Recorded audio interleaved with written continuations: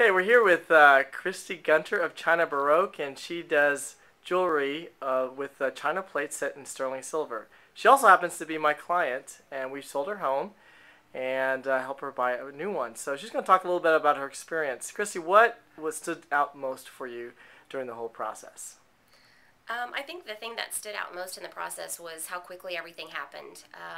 I was expecting to have my house on the market for 3 months and be looking for new homes well into the end of the year around Christmas time. And we put our house on the market in July, and it sold in or was put under contract in 10 days.